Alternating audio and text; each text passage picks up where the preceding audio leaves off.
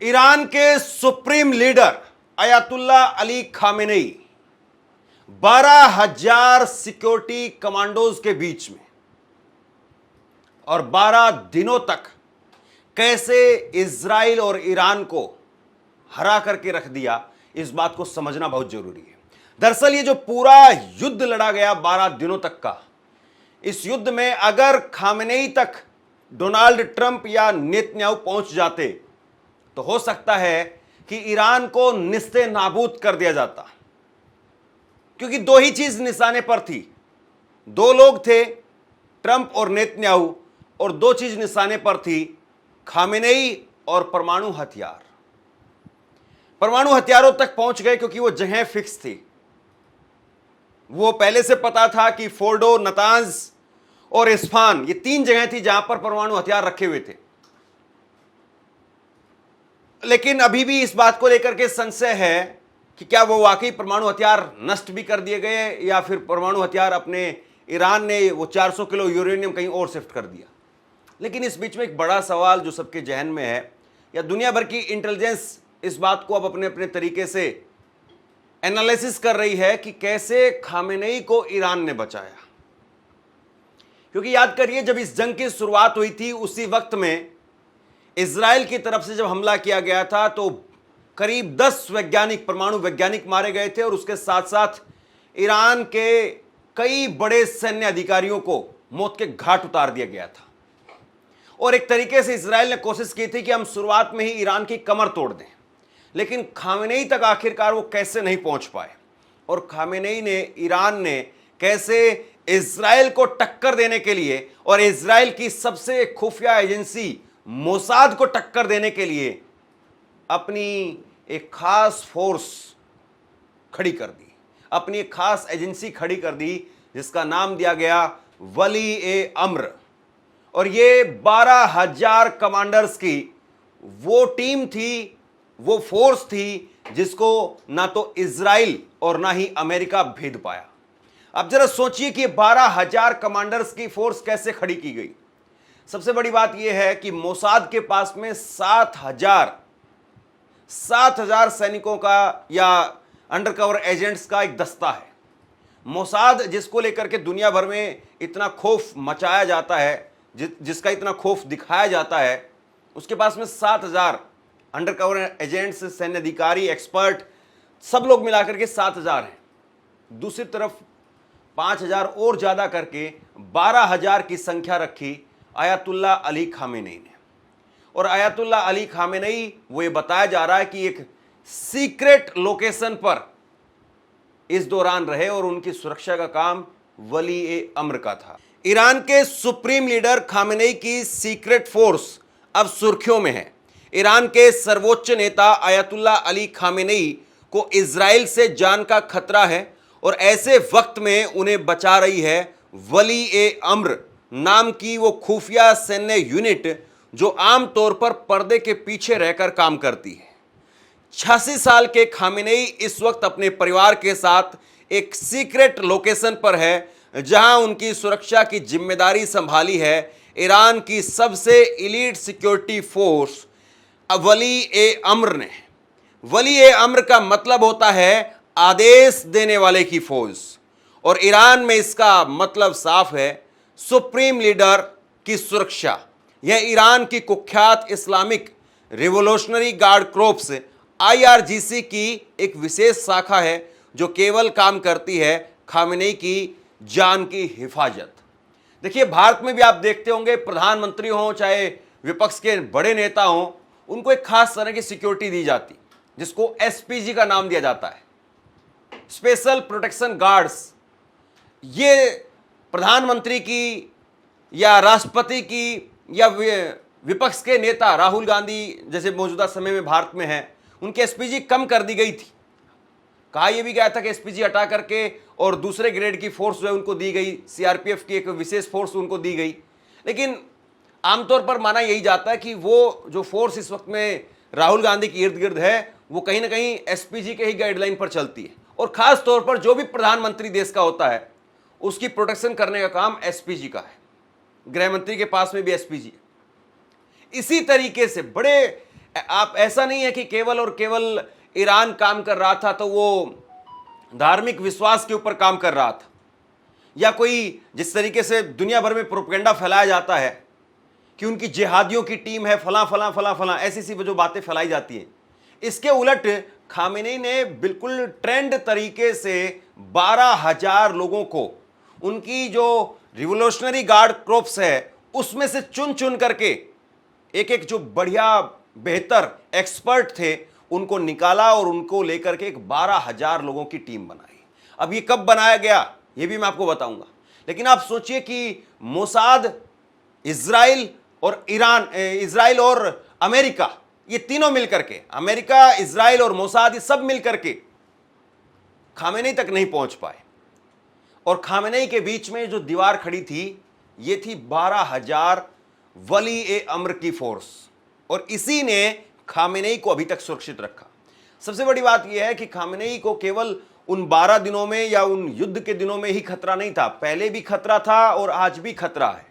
अगर खामेनी तक आज भी अमेरिका पहुंच जाता है या इजराइल पहुंच जाता है तो निश्चित तौर पर सारी बातें, पिछली बातें सब खत्म कर दी जाएंगी, और खामेनी के न रहने की वजह से फिर इजराइल क्या करेगा और अमेरिका क्या करेगा आप अंदाजा लगा सकते हैं। इस यूनिट की स्थापना, वली ए अम्र की स्थापना 1980 के दशक के मध्य में हुई थी। आज इसमें लगभग 12,000 बेहद कुशल और खास ट्रेनिंग पाए हुए जवान शामिल हैं। ये जवान सिर्फ हथियार चलाना नहीं जानते हैं बल्कि साइबर वारफेयर, काउंटर इंटेलिजेंस और इंटरनल थ्रेट मैनेजमेंट में भी माहिर हैं। इरना की एक खबर के मुताबिक इस हाई सिक्योरिटी यूनिट में 2022 में ही बदलाव हुआ था और इसकी कमान संभाली थी ब्रिगेडियर जनरल हसन मसरू इफर ने, जिन्हें आईआरजीसी के चीफ हुसैन सलामी ने नियुक्त किया था। वहीं हुसैन सलामी जिनकी 13 जून को इजरायली हमले में मौत हो गई, पुराने कमांडर इब्राहिम जब्बारी जिन्हें एक सम्मान पत्र देकर के विदा किया गया, कभी आईआरजीसी की बसीज मिलिशिया में खुफिया प्रमुख हुसैन तायब के डिप्टी थे। हालांकि इस फोर्स के बारे में कई जानकारियां गुप्त रखी जाती है, यानी एक तरीके से आप ये कहिए कि ये जो फोर्स है, 12,000 लड़ाकों की जो फोर्स है, इस फोर्स को सीधे तौर पर गाइड किया जाता है, ये डायरेक्शन में रहती है आईआरजीसी के चीफ के। तो आप समझ लीजिए कि ये फोर्स कितनी सक्षम है, और इस फोर्स को और किसी का दिशा निर्देश नहीं बल्कि टॉप लेवल से इसको दिशा निर्देश मिलता है, और टॉप लेवल से ही ये लोग थ्रेट को लेकर के एक दूसरे से बातचीत करते हैं कि क्या कुछ थ्रेट है और इसको लेकर के क्या किया जाना चाहिए। वली ए अम्र को केवल सिक्योरिटी यूनिट समझना गलती होगी, यह ईरान की सत्ता की रीढ़ है। अगर खामेनी के साथ में कुछ भी होता है तो यही यूनिट तुरंत नेतृत्व परिवर्तन की प्रक्रिया को सुरक्षित और नियंत्रित तरीके से अंजाम देती है। इसीलिए कहा जाता है वली ए अम्र सिर्फ एक बॉडीगार्ड यूनिट नहीं बल्कि ईरान की सत्ता की गारंटी है। ईरान की राजनीति इस नाजुक मोड़ पर है।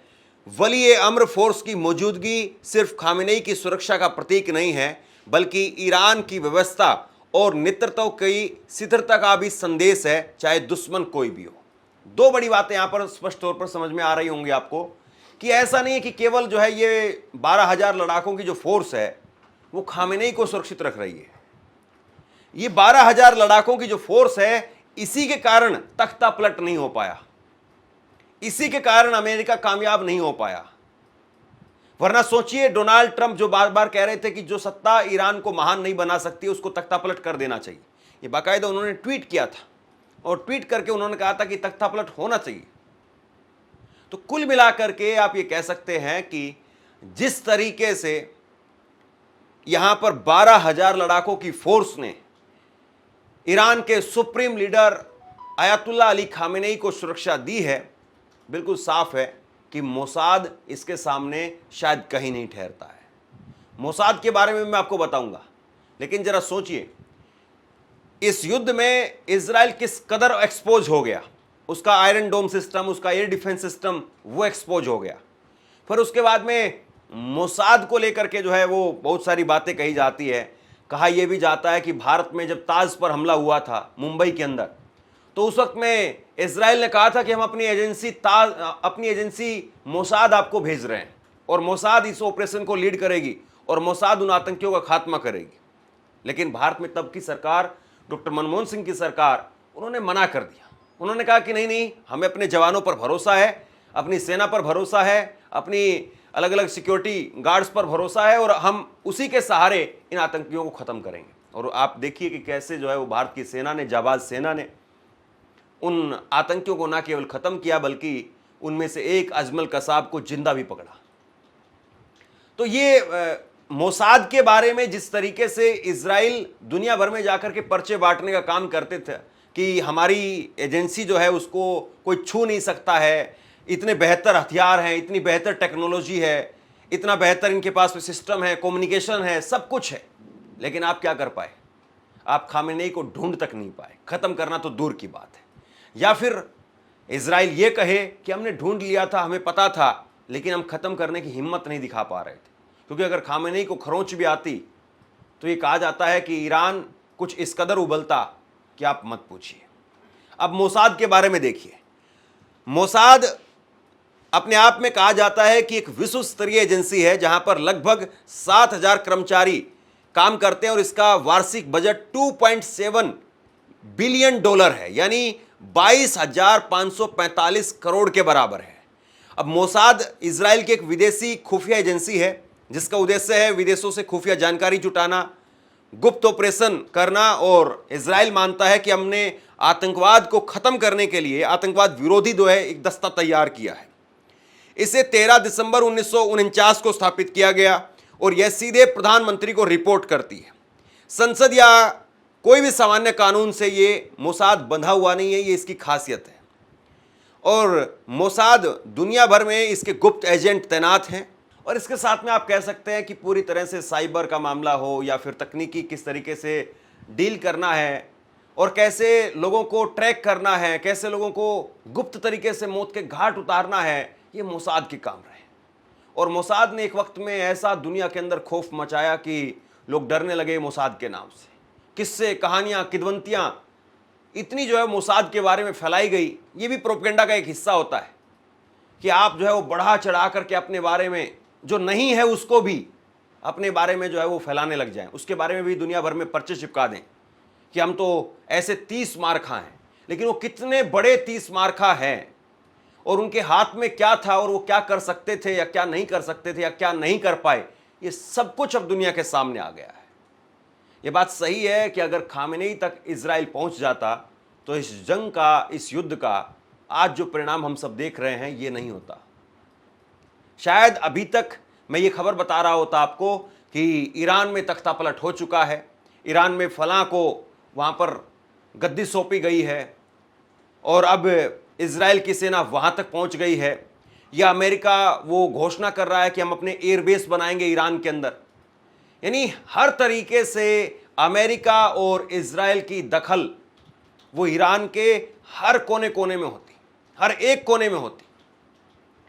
और अब खामेनेई की वजह से, या खामेनेई ने जिस तरीके से इस जंग को लीड किया इस वजह से, या जो फैसला लिया कि हम अमेरिका के सैन्य बेस पर अटैक करेंगे और अपने आप को सिक्योर किया, और अपने 3 उत्तराधिकारी इसके अलावा फिर भी घोषित कर दिए कि अगर कुछ भी अगर हो गया, 1% भी अगर हो गया तो भी 3 उत्तराधिकारी मेरे जो है वो संभाल लेंगे और मुझे कोई दिक्कत नहीं है, मेरी जान, मेरा शरीर वो कोई ज़्यादा इंपॉर्टेंट नहीं है, हमें हज़रत इमाम साहब के उसूलों के लिए लड़ना है, ये बात कही गई। यानी फुल प्रूफ प्लान के साथ में खामेनेई लड़ रहे थे। ऐसा नहीं है कि तीर तुक्का लग गया उनका या कोई ऐसे ही बस उन्होंने इस जंग को जीत लिया, ऐसा नहीं है। जिस तरीके से उन्होंने लीड किया, जैसे उन्होंने लीड किया, उसके बाद में बिल्कुल साफ हो गया कि खामेनेई वाकई पहले दिन से आगे की तैयारी के साथ में चल रहे थे और उनकी तैयारी ने दुनिया में डंका बजा दिया और इजराइल और अमेरिका देखता रह गया। शेयर कीजिए इस खबर को, लोगों तक पहुंचाइए, और आप क्या सोचते हैं नीचे कमेंट बॉक्स में लिख करके मुझे जरूर बताइए। धन्यवाद।